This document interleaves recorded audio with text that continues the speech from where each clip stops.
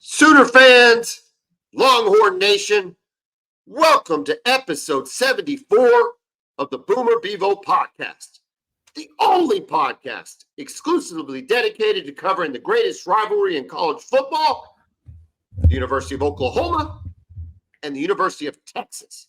I'm here with my man Kevin Miller. I am John Whitson. This is Red River Shootout, part 1 of many. We don't know how many. We're not going to commit to how many. This is one of many. Is that fair to say, Kevin Miller? It is. We're going to be here a lot this week. This is the best week of the year. This is why this podcast exists. So we're going to be bringing it, man, all week. Stay tuned. Sometimes I think this is why I exist as a human being, is for this week. Oh, of course. What else are we here for? Honestly. I've forgotten I have children. I've forgotten I have a job. I don't plan on mowing the yard or washing my car or doing anything. Yeah, all that will be there on Monday. Yeah. And it'll either be the greatest joy to be participating in all of those activities, or it will feel like a literal death in the family. And to people that have experienced literal death, I apologize for such a sharp comparison, but it's the only thing I can compare it to, Kevin. I'm just going to say it. Man. It's rough. And we've all been there. Right? Say what we will about each other's schools and fan bases. It sucks to lose this game.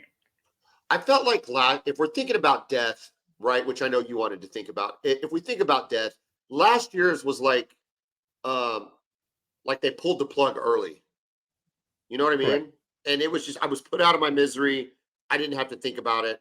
It wasn't like 2018 where, you think you're about to die, and then it's like suddenly you're resuscitated, and there's a lot of action going along, and everybody's excited, only to be like, no, sudden brain aneurysm, even though we were close, and then you're just dead.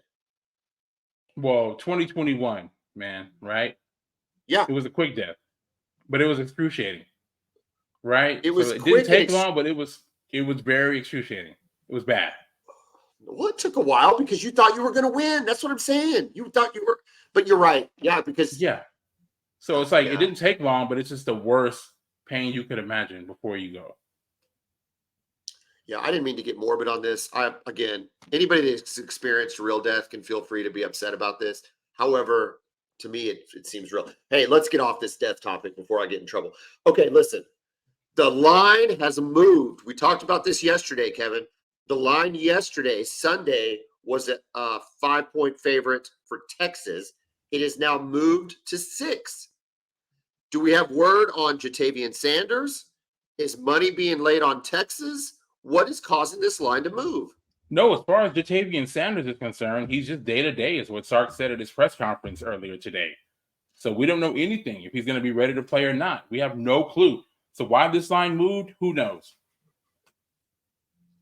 Well, it's got to be money on Texas. You would think so. Who knows, I don't man? know how. Who knows what Vegas is thinking? Yeah. I don't know how the money, we pick games, but we don't really know how the betting industry works or money works. But I wonder if, because we're OU in Texas, we're constantly looking at that line, and could, people that are big fans of our schools could be putting money on that game as soon as that line comes out in the summer, early lines and stuff like that. But is it possible that a casual bettor, or maybe even a more experienced bettor, waits until week 6 to place bets on games for week 6? And so those bettors are looking at it and they're going, oh, OU plays Texas this week. Oh, that's interesting. Well, didn't Texas beat Bama? Yeah, Texas beat Bama. Okay, well, and then they win 49-0 last year. Yeah, they won 49 last. Oh, then I'm putting my money on Texas. And you're just getting a lot of those early week bets, and maybe Correct. That thought process is dropping that line up a little bit. Probably so, because I haven't heard anything, from a team standpoint from Texas or Oklahoma that would cause a line to shift like that. Well, anyway, we're getting into touchdown territory. So that's just something to keep an eye on. All right. For Red River Rivalry Shootout week, part 1, I thought it'd be a lot of fun if we talked about top performers in the history of the rivalry. Kevin. Now, there's going to be people out there that are like, well, why didn't you talk about it from back in the day? Because Kevin and I aren't that old. We're old, but we're not that old.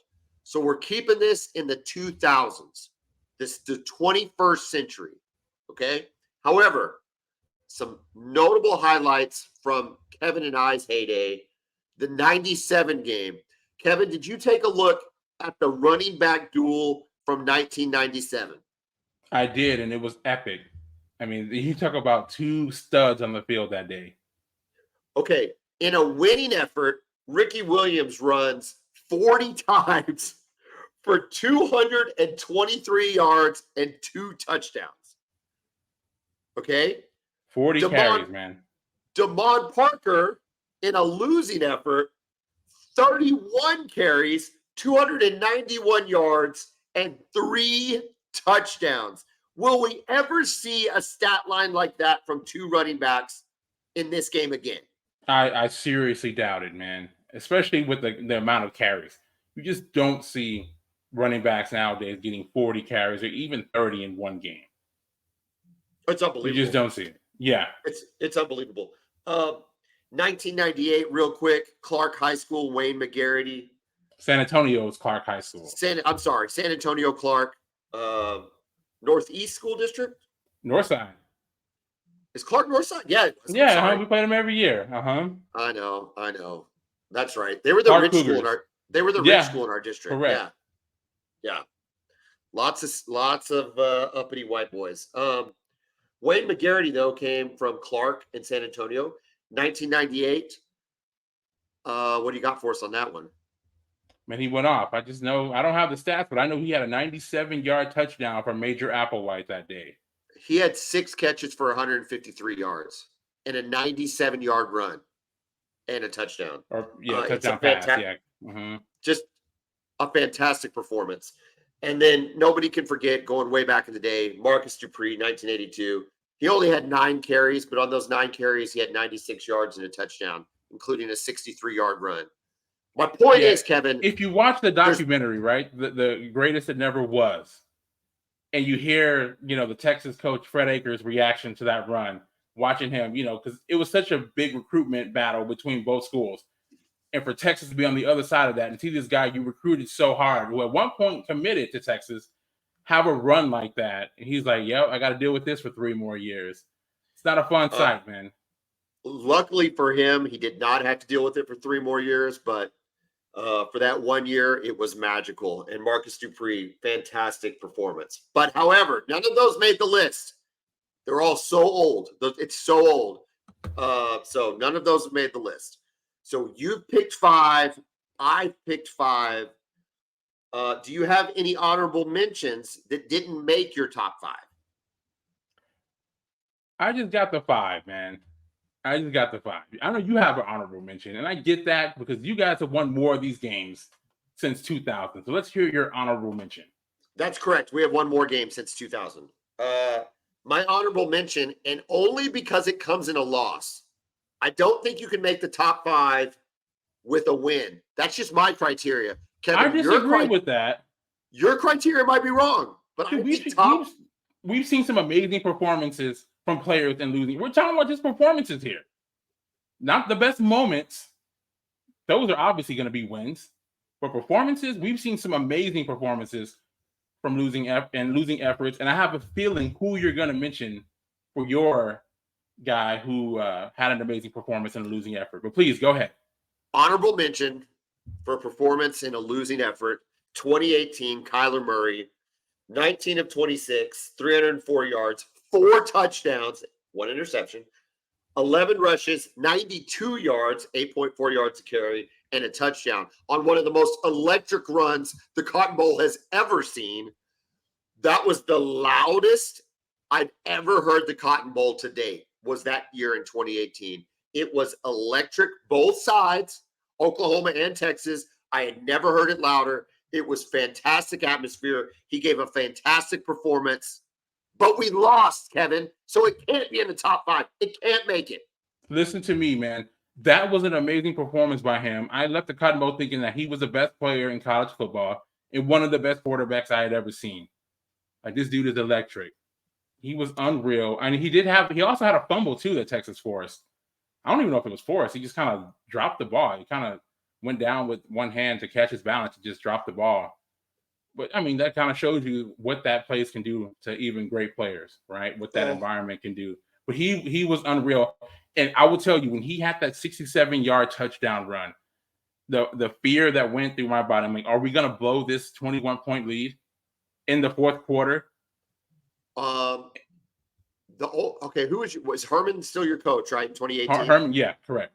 Tom Herman. The smartest thing he did was run Sam Ellinger 49 times in that game. So seemed like because the minute y'all got the ball back, he ran him like 12 times in a row. And I'll give him credit too for being aggressive. Because remember, you got the ball back after that run and scored on the screen pass to Trey Sermon, and it tied the game up. It was after that when, and I give him credit for staying aggressive, also having that deep shot down the field for that pass interference call. A little questionable, right? One of the most egregious foul that I've seen. I will admit that. Pass interference call, you throw it up to one of your big guys. Those things happen. Digger, the kicker, got the win for Texas. But again, amazing performance by Mr. Kyler Murray. Okay, we're looking for number 5. So from the bottom to the top, who is your number 5 best performance in an OU Texas game? Mine comes from a loss, and I don't care. I don't care. Say what you will. Texas. I don't care. Classic I don't care. Texas. This dude deserves props for his performance. You know, it's not Chris Sims. He was horrible against OU. You know that. You know better than that. Listen, though, Derek Johnson, the best linebacker in the history of the Big 12 Conference. The best defense, man. Listen to me. This dude was unbelievable in that game. 16 tackles. Wait, which game? Which game was it? 2004. I've got that's on the list. Okay. So let's hear it.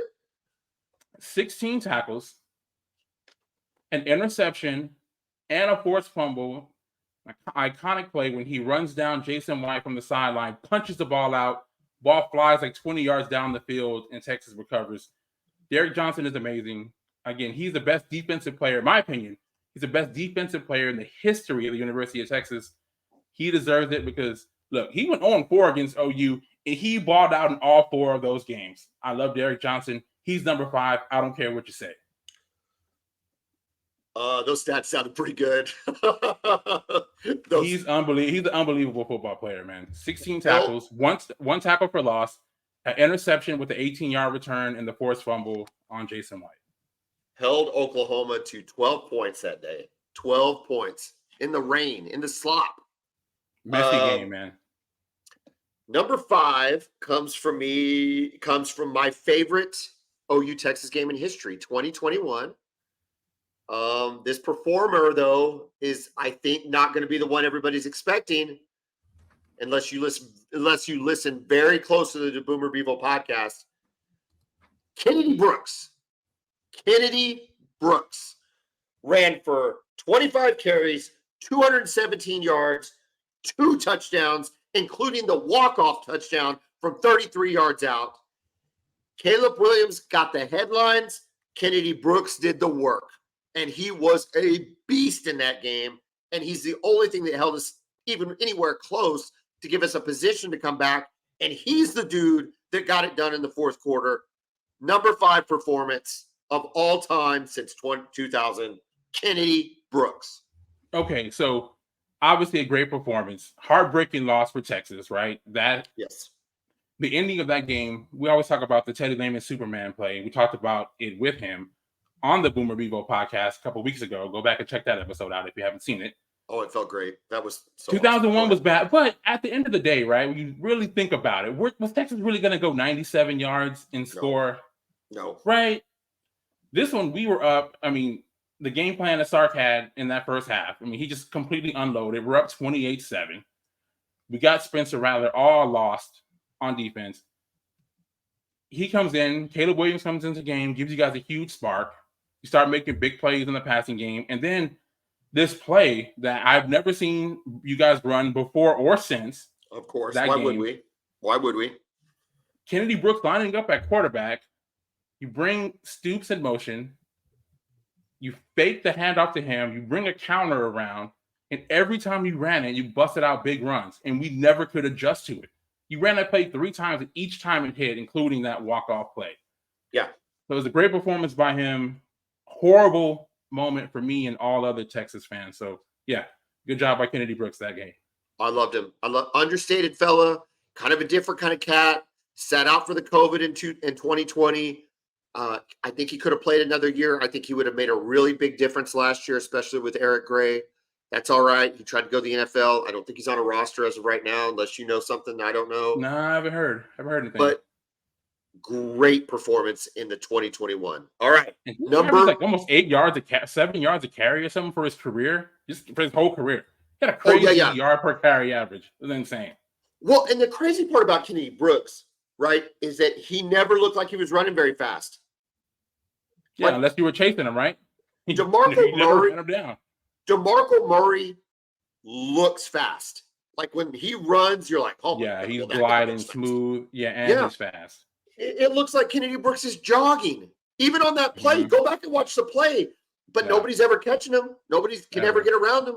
So yeah, it's fantastic. All right, Kevin, number 4, the number 4 performance. Okay, Vince Young in 2005.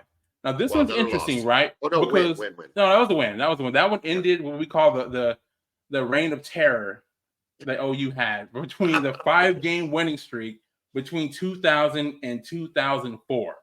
All right. Now here's the thing about that game. It's really more what it represents than Vince Young's stats.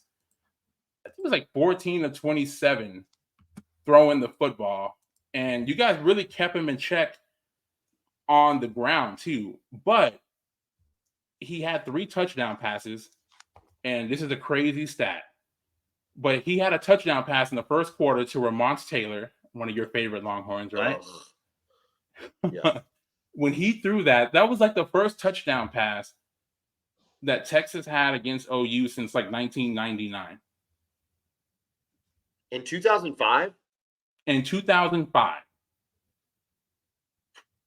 Can you believe that? Well, Chris Sims never threw a touchdown, right? That's what, yeah. And neither did Major Applewhite in 2000. They both played in 2000. And then 2001, 1 and 2 was Sims. 2003, we had Chance Mock and a young Vince Young. And then 2004, Vince Young was a starter. 12-0 that game. Yeah, so 2005, first touchdown pass since 1999 against OU. So this was, I mean, and this led to a historic run by Vince Young. Later to go on and win one of the greatest college football games, period, of all time in the Rose Bowl against USC. Many say should have won the Heisman Trophy that year, albeit that wasn't Leinert's year, right? That was Reggie Bush. Yeah. Yeah. So albeit Reggie Bush had a hell of a year. But Vince Young, to your point of what it represented, it was a transitional moment for Texas, and that you were back on the national stage, back in blue blood status with that national championship. And it took a performance like throwing 3 touchdowns, 1 to Ramont Taylor, to put you in that position. I think it's probably number 4. I think it's appropriately rated. Yeah. Just because the stats weren't great. Like overall. 14 to 27. No, nothing historic. But just, again, what it represented. Yeah, but listen, dude, for 4 years, that was the game Texas lost. Correct. 5 years. For 5 years, you lost the game. So you needed any kind of performance to win the game. You know what I mean? It just, no, I get what you're saying there. All right.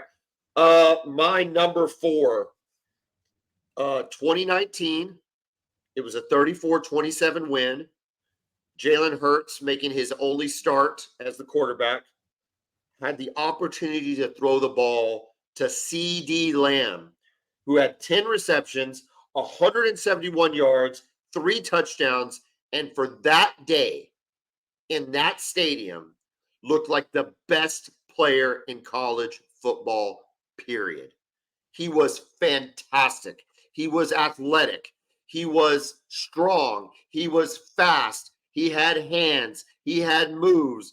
He could do it all. It was one of the best receiving games I'd ever seen. And I feel like in a lot of ways, he put the team on his shoulders, which is really hard to do for a wide receiver and was the absolute best player on that field, nay the nation. Yeah, man. Here's the thing about CeeDee Lamb, right? If you follow Texas high school football closely, you knew about this dude, what he did at Richmond Foster High School during the playoffs that year, his senior year. I remember the first and only time I've been to your stadium, OU against UTEP. It's his true freshman year. It's his first game of his career. So, I know I'm a college football guy, so I know what's up with OU. So we're going to the game. I'm telling Casey, my wife, who was my girlfriend at the time, like, hey, you guys got this freshman, CeeDee Lamb. This dude is really talented. I think he's going to start. If not, he's going to play a lot. Of course, he comes out, he scores 2 touchdowns in his first career game. Dude was just a baller from the jump. Yeah, in that game, I think the thing about him is he's not a big guy, right? 6'2", he's lean, about 185, 190 pounds. But, man, he is so physical after the catch. He just made a Texas secondary just look foolish. It's that one touchdown he had. Really, both the last 2 touchdowns he had. He's 5 guys around him. He's bouncing off guys. He's got Texas players running into each other. I mean, it was really frustrating for a Texas fan, but, he is that dude. He's a great player. He continues to be a great player for the Dallas Cowboys. It's one of those guys I wish would have gone to Texas, man. Well, and you're right. I mean, at Texas, it's taken him a couple 3 seasons to become the clear number one. But now for the Dallas Cowboys, he is a clear number one. And he shows what you saw at Oklahoma over the years. I think back to the catch, the non-catch he had against UCLA. I mean, that was like 10 feet in the air. It was just unbelievable. I was at that game. It was one of the most electric moments, and that play didn't even count. And there's rare athletes that can do things. I think a Larry Bird shooting it over the backboard, right, and it going in, and then waving it off, right, because it doesn't count. And you're like, it might not count. Yeah, what I just saw was fantastic. Yeah. And but anyway, CeeDee Lamb, 2019. Just a heck of a performance. Kevin, the third best performance by a Texas player. All right. This one also comes in a loss. And once again, I don't care what you say. You were in the building. We have already talked about this game. 2021 Xavier Worthy.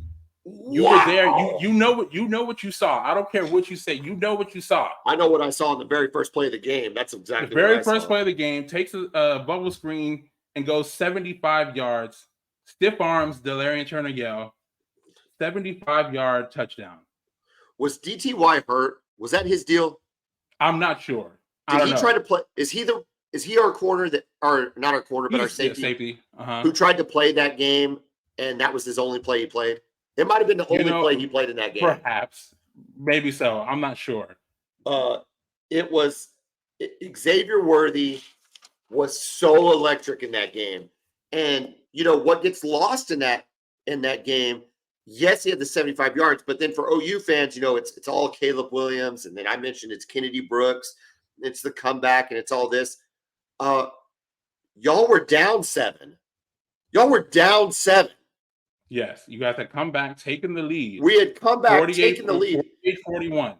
And then Casey Thompson drives him down the field. What was the pass? He threw a dime to Xavier Worthy over 2 Oklahoma players, and Xavier Worthy just outran them, like just flat outran them to the corner. And that play was electric. I want to say. And remember, he was a true freshman.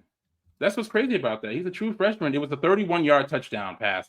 But yeah, it was a long throw. He was on the opposite hash to the opposite field corner of the end zone and just dropped it in there. He just made a crazy over-the-shoulder catch. No, listen. It wasn't a loss, and so whatever. But yeah, say what you will, but he was unreal, man. And he was to be a true freshman in that environment. We know what that environment is like and what it does to great players. We've seen great players have rough moments in that stadium with that atmosphere. 9 receptions, 261 yards, and 2 touchdowns. This is the first player, maybe the only player that we'll mention. I don't know who else you have on your list that will have a direct impact on this game this year. Yeah. And the reality is what we saw in 2021 is the nightmare that Xavier Worthy is for our defense, right?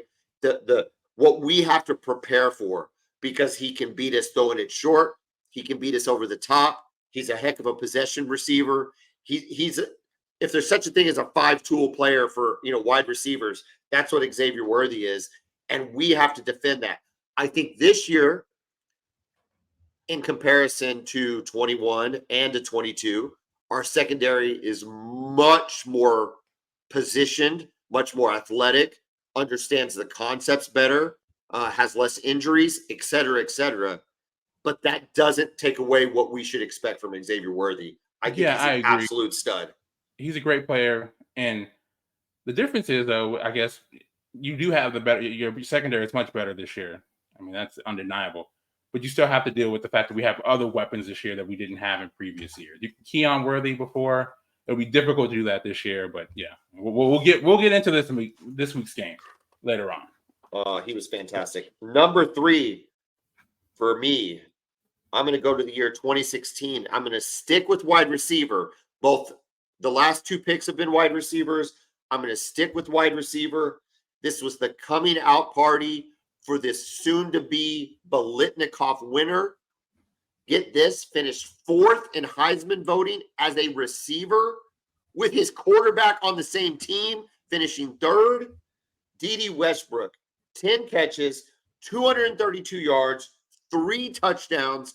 And on those 3 touchdowns, it wasn't even close. On some of those highlights, there wasn't a Texas player in the picture. He was that fast. He was that dynamic. And all Baker Mayfield had to do was sling it up in the air and let this dude run under it. He did it, and it was a big win. And that 2016 game, 45-40. It was a high-scoring affair. The crowd was fired up. It was a back-and-forth game, and D.D. Westbrook put on a clinic and a track meet all at the same time. He was dynamic. Yeah, we could not handle him at all that game, and that's the game. And listen, I know you hate when I mention this guy, but that was, for me, the game where Lincoln Riley really just unleashed everything he had in that offense. Because one thing you forget about that game is that Samaje Perine also had 200 yards rushing. Yep. So he established a run with that counter, and we were not ready for the counter, which is, obviously a Lincoln Riley staple. And then once you start doing that counter, and then he uses the counter play action, which I had never seen before. Anybody use a counter, and the counter, you 2 linemen block in, you pull 2 linemen around. Yeah. So he's doing that, pulling the linemen around on play action passes. So now everybody's out of position. You see the lineman pulling around, everybody rushes in, double move by the receiver, and D.D. Westbrook's wide open all game. So he really unleashed it, and yeah, he was fantastic. Baker was very accurate with those deep shots, and yeah. I'm surprised the game was really that close. Coincidentally, Texas was running that year the same offense that you guys are running now. We had the veer and shoot with Sterling Gilbert, who's Art Briles' disciple in that game, and we were able to hit some big plays down the field. We had Shane Buechele playing quarterback. He's a true freshman, and we were able to hit some shots down the field. And we also had Deontay Foreman, who very quietly rushed for 2,000 yards that year, which nobody remembers because Texas was 5-7. But those 2 guys kept us in it. But really, man, there was no stopping that OU offense that day. Didn't somebody else come in for Buechele for a little bit in that game? Didn't Buechele kind of get knocked around in maybe the 4th quarter? Man, I mean, we would have had Swoops still. No, it wasn't Swoops. Maybe I'm thinking something else. Anyway, here's the thing. I actually don't begrudge you talking about Lincoln Riley in this segment, because if there's anything Lincoln Riley does well, and it needs to be said, he can scheme a wide receiver wide ass open. It is insane. What he's doing at USC, it looks just like what we saw with D.D. Westbrook. The CeeDee Lamb game was a little different because a lot of CeeDee Lambs were competitive catches followed by real athletic, strong, runs, yards after contact. Too. Yeah. But D.D. Westbrook, I mean, first of all, he had the speed. I'm not taking anything away from D.D., but to your point, what you just described with guard, 2 linemen pulling this way, 2 linemen pulling that way. You don't know what's happened. You think it's going to be this play action. You think it's going to be a run. And then you just have the fastest guy in the field running straight down the middle of the field. And nobody's there. And he does that No, Lincoln Riley probably does that better than anybody. Yeah, he was in his bag that day for sure. History of the game in terms of Listen, scheming wide receivers wide open. in my history of watching college football. Yeah, I hate to give the guy that much credit, but it could be true. Kevin, Well, listen, you might not like him as the head coach, but offensive coordinator, give him credit for that. I think we can agree on that. I do not like him as a head coach. Number 2, Kevin. Number 2 performance by the University of Texas. All right, man. In a win, I hope we have a win on this list. This is well. First of all, we already have one. We had 2005 with Vince Young. Yeah, man. Another game you were at. We were both at this game. We didn't know each other, but we were both there. 2008. Jordan Shipley. I knew he was going up. Yes, the Jordan Sooner Killer Shipley. himself. Yes, my guy Jordan Shipley. You remember this? You guys score every third down that you needed in the second half. I don't know what his catches were in the second half, if he had 5 or 8 or 12, but every one of them was on a third down. Every freaking one of them. Yes. And you're not even mentioning the fact that you guys were up 14-3. Looks like you guys are about to run away with this game. You guys kick the ball off, and he takes it to the house. I was just completely flipped the momentum of that game. I was in the news section at the time. They had added those new sections on the end zones to complete the bowl. And I was on the upper bowl on the direct end zone, and he's running towards me, and the sea parts. And I just hang my head because, you just couldn't believe it. You could not believe what you were about to see because he was running right at you. And, listen, dude, that was a heck of a game. It was haymaker after haymaker, great players, Colt McCoy, Sam Bradford, Jermaine Gresham, DeMarco Murray, Jordan Shipley. Whom else am I missing on your end? We also have Quan Cosby. It was just a heck of a game.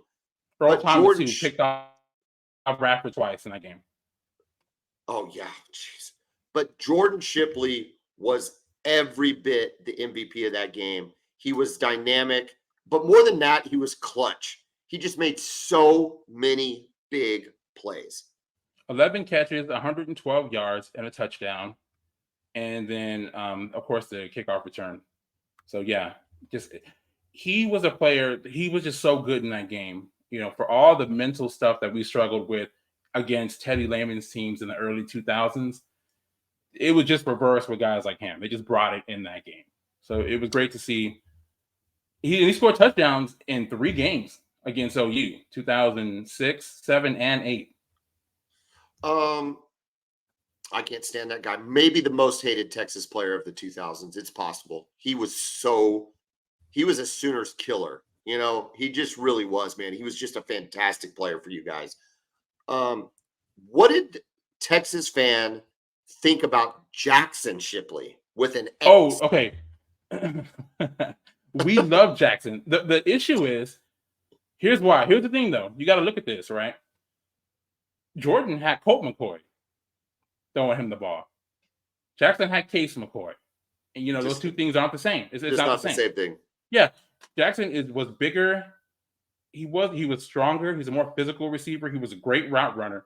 He just didn't have the quarterback play. We had really good receivers in. You just don't remember them because we just did not have the quarterback play during that entire era. Garrett Gilbert was not what we thought he would be.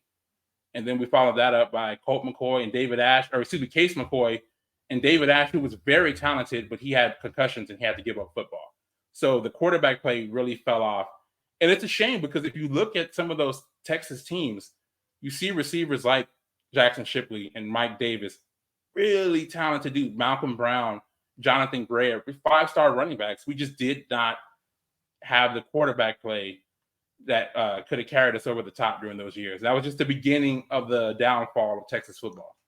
I remember just thinking, if Jackson Shipley starts catching balls on third down, I'm going to give up watching this freaking game. I just couldn't deal with 8 years of Shipley's was just, but no, Jordan Shipley, well deserved. I remember that game and really his whole career against Oklahoma. You think about this year's game and what you're going to need from your team, what your team, Texas, my team, Oklahoma. You need somebody to have a game like that, right? And you look at Oklahoma's roster, And that begs Drake Stoops.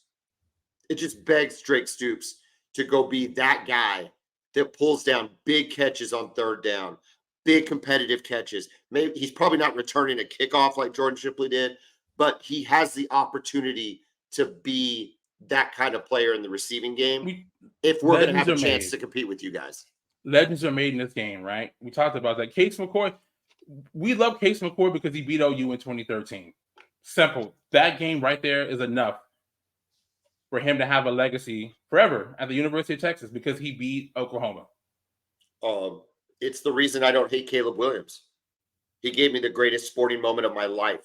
Correct. Legends are made, man. Played one season for OU. He's a legend. A legend. That game. One game. Absolutely. 100%. Marcus Dupree. Marcus Dupree is the best it ever was because of that 67-yard or 63-yard run he had in 1982. Yeah, become a legend.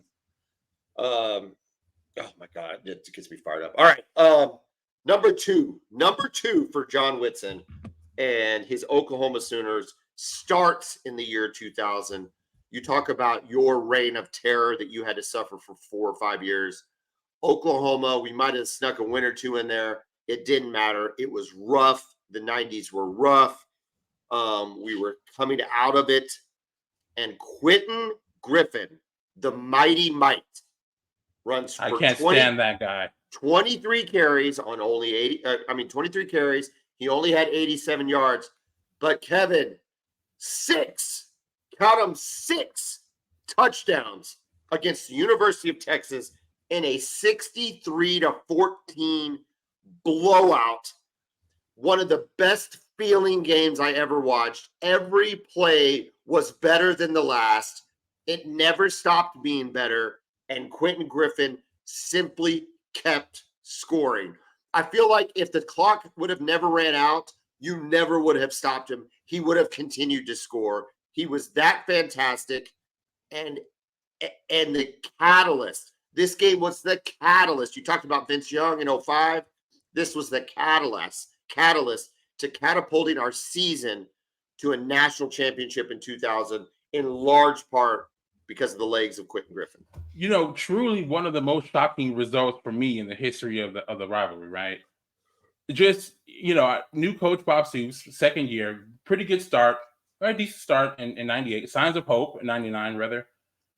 And yeah, I'm thinking Texas is pretty good in 2000 going into the Cotton Bowl. And just from the jump, it's just like everything, interception, touchdown, 3-and-out, touchdown, fumble, touchdown, pick 6, touchdown. Just like, what is happening here?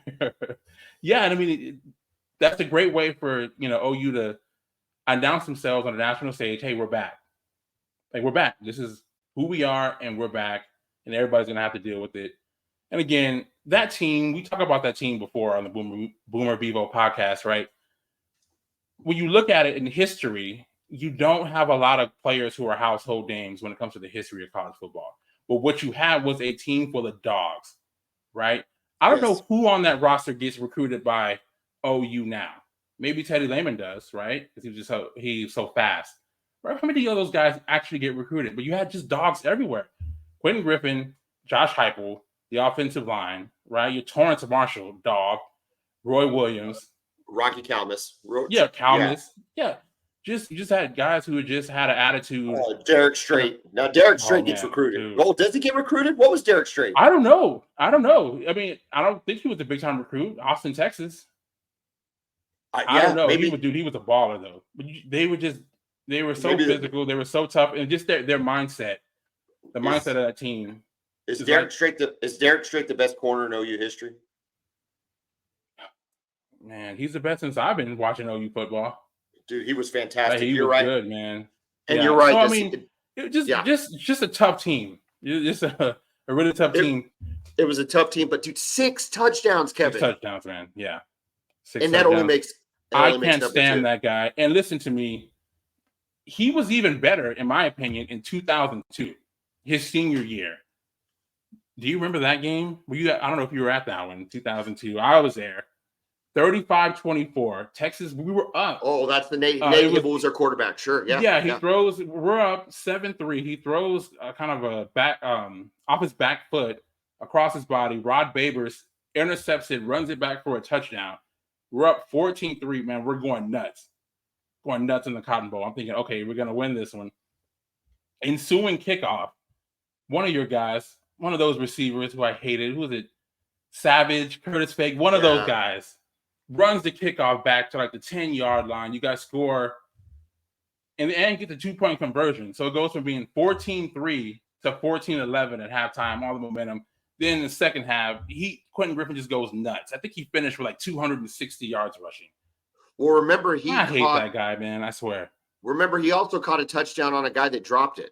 Remember? Yes, you guys throw a pass. We strip the ball. He picks it up and walks into the end zone. Saunters into the end zone. Like listen, man, he would have. He had a little momentum with the Broncos. Yes, he was. He had a little momentum with the Broncos, but he got the fumbles and he couldn't hold on to the ball. They had to cut him. Okay. But he had some 35-24 that 0-2 game. How much did he have in 0-2? I'm pulling it up now. Let's see. 248 yards. Oh, maybe I should switch the performance. I was seduced by 6 touchdowns. You guys took your first lead in the fourth quarter. How did I miss that? I didn't realize he had that many yards. I would have never known that, Kevin. Trust me, I remember it. And you were there, dude. You were there. And I'm still mad. So yeah. All right. The way you feel about Jordan Shipley, that's how I feel about Quentin Griffin. Oh, dude, I can't stand the guy. Number 2 for the University of Texas. I've already done number 2. Oh, who was your number 2? Shipley. Oh God, I hate that guy. Mm-hmm. All right, sorry. Number 1, the best performance ever by a Texas Longhorn in the Red River rivalry goes to. Oh, you ready for this, man? 2018 quarterback Sam Ehlinger. We talked about this game already. Kyler Murray was Superman. At least he turned into Superman in that fourth quarter. Listen, if you see Mike Stoops anywhere, let him know that Sam Ehlinger is going to run to the right on the goal line, in case he was wondering. It was almost like we talked about that on third down, or on fourth down, or anywhere. Yeah, anywhere. He's going to run short yardage situation. He's going to get a shotgun snap, and everybody's going to run to the right. Oh, the least creative play. It's the least creative play in the history of football. Yeah, we ran it 5 times. You talk about every time. We talk about Kennedy Brooks, right? Okay, well, Kennedy Brooks is a running back, so he's not supposed to catch the ball coming from the center, and it's not. He's not supposed to be following a small wide receiver swinging around. Right? He's also taking a snap, Kennedy Brooks. So that's what I mean. Everything up. Yeah, he's taking a snap. Those are called wrinkles, right? Those are called wrinkles. What Sam Ehlinger did to Oklahoma in 2018 was not wrinkles. It was calling his shot on every single play and then doing it. And it was the most agonizing, frustrating, single repetition of plays I had ever seen. And I cannot. You talk about having. Go ahead. What else do you have? What was his stats? All right, 24 of 35 throwing the ball for 314 yards and 2 touchdowns. No INTs. Running the ball 19 carries, 72 yards, and 3 touchdowns. So 5 touchdowns overall. It was so bad for OU's defense that Lincoln Riley had to fire Mike Stoops the very next day, or maybe that same day.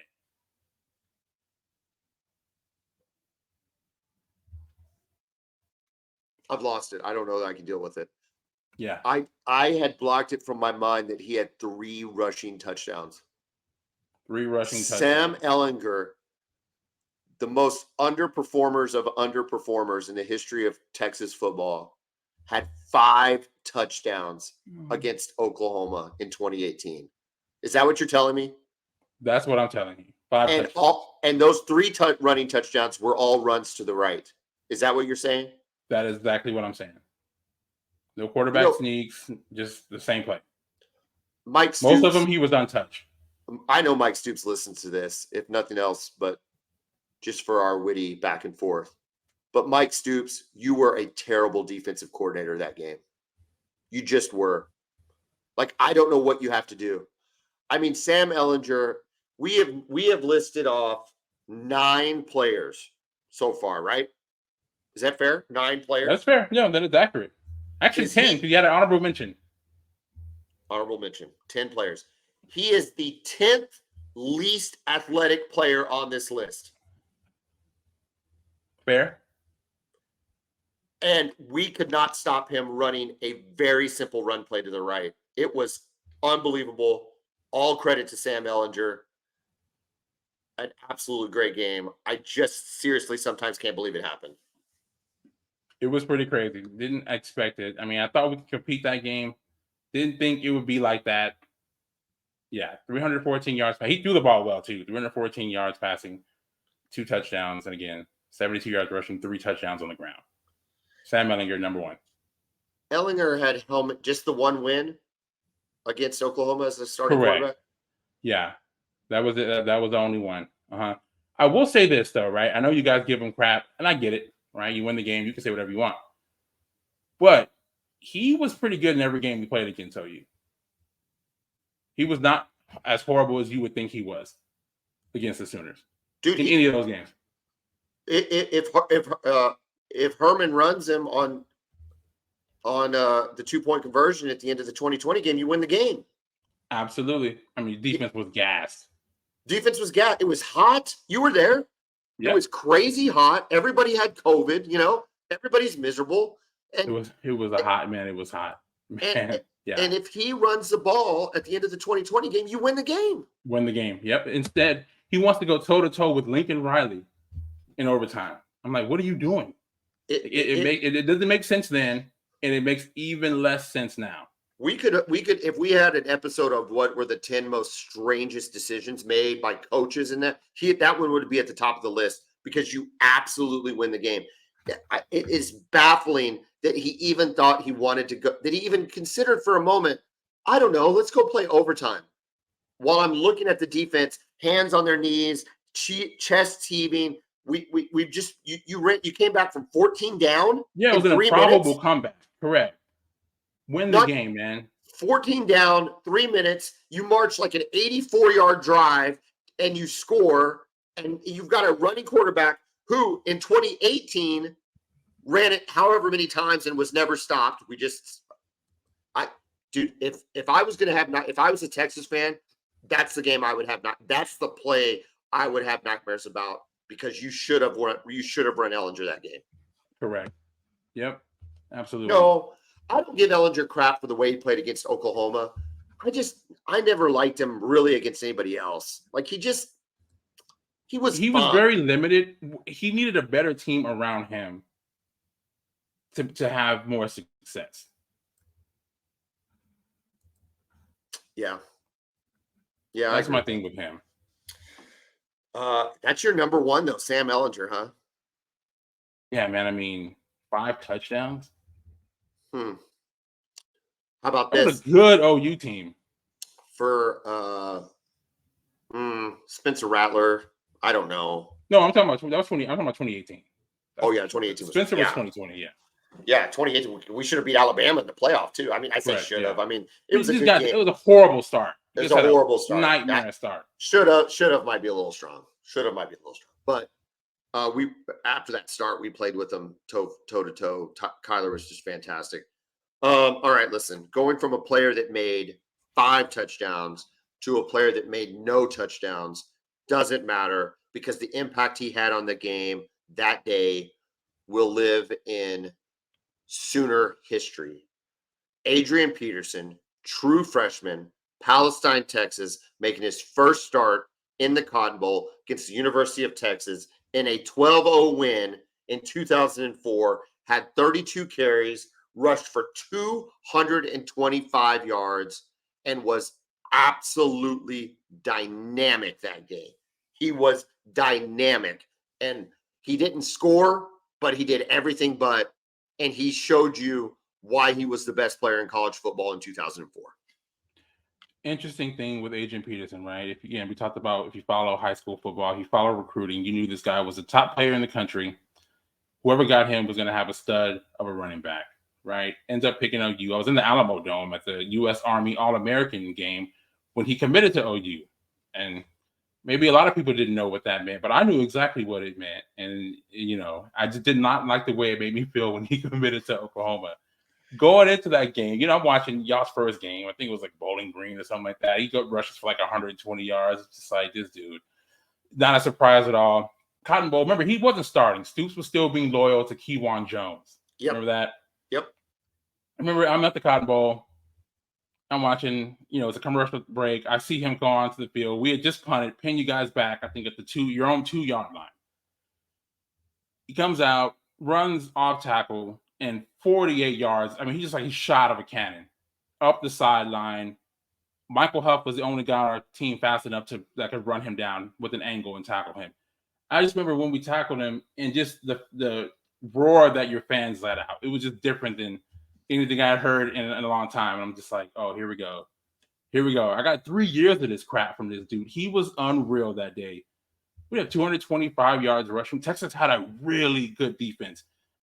11 guys on the field, right? I would say 7 or 8 of them were NFL players. Yeah. Seriously, we had like 8 NFL guys on defense that day, and he ran for 225 yards. No, one of the best performances I've ever seen from any player. Well, so you had Derek Johnson in that game, 16 tackles, interception, forced fumble. That 2004 might have been the last game of the heavyweights for our two teams. The last time two titanic defenses in a defensive-minded, running-minded attack just collided in the Cotton Bowl, right? These other games have been epic. They've been fantastic. Don't get me wrong. But this was, we're talking about going into the SEC and the type of games you see in the SEC. 2004 was that type of game. And it was big on big, good on good. And it took a player like Adrian Peterson to separate Oklahoma from Texas that game. That's all. I mean, the OU offense that year was incredibly dynamic, right? You still had Jason White, reigning Heisman Trophy winner. You had Adrian Peterson, and then your receiving core, right? You had Mark Clayton. You had Mark Bradley, who had an amazing season that year. You had young Travis Wilson out there playing receiver. A really good offensive line. I think you had 3 or 4 NFL guys on that offensive line, too. And I think it seemed like Texas' game plan is like, okay, we got to stop this incredible passing attack. But, and they did. Jason White did not play well. But he didn't need to when you got that guy running the football, right? I mean, he's running over our guys. He's running through our guys. He's running around our guys. And to think about him being 18 years old, being able to do that. We've said this before on the podcast. I really genuinely feel like he could have gone from high school straight to the NFL and been one of the better backs in the NFL at 18 years old. I've never seen anything like it before or since. Dude, he was the best back in the college football at 18. He was the best running back at 28 in the NFL. And you almost get the feeling he could make a roster at 38. I don't know how old he is now. He's probably around there, 37 or so. But 36. The guy, he's just listen, man. We talked about this. He blew his knee out, and the next year ran for 2,000 yards in the NFL. Yes, and he did it at the end of the season. It wasn't like he hurt his knee week 1 and had a whole full year to rehab. No. It was the end of the season where he hurt his knee, and he came back. Again, he's not human, man. He was engineered in the lab somewhere. The dude is not human. Dude, it makes no sense for somebody to be like, he was literally engineered to play football and to be a running back. Dude, listen, talking about this stuff, I don't know what to do, man. I'm so fired up. I know it's Monday, but I'm 5 days. Dude, I'm like a kid at Christmas, man. And I'm like counting stuff down. I just can't even stand it. I'm trying to do like other things throughout my day to make me not think about the game, but I can't help it. I can't help it. The question's going to be, and maybe we don't have an answer today. I don't think I have an answer today, but the question that you and I are going to have to think about for the rest of this week is, who is the player on our team that replicates one of these performances?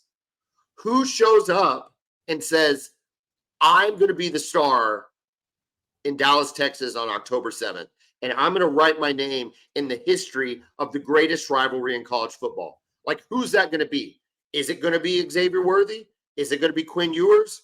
Is it going to be your boy Anthony Hill Jr.? Like, it's one of those three guys writing it down. Does DG have a game for the ages? Does Nick Anderson emerge as and cement himself as the dude on Oklahoma's team? Does Stutzman have a pick six? Does he force a fumble in the fourth quarter to win the game? That's what it's going to take. One of these players is going to be on this list next year. And it just matters, is it going to be one of your guys or one of my guys? And, dude, I can't wait. I cannot wait. I don't know that I've been this excited about an OU Texas game maybe since 2004. Maybe 2008. Maybe 2008. Yeah, it's going to be epic. It's just great to see both teams undefeated, kind of like it used to be in the early 2000s. We're excited. Everybody's excited, man. And listen, if you enjoyed this, we're going to have more of this all week long. We're going to be going back in the history books. And, of course, we're going to be breaking down this week's matchup, too. So, man, stay tuned. Stay tuned. Kevin, great night. We'll see you tomorrow. Boomer. Took him.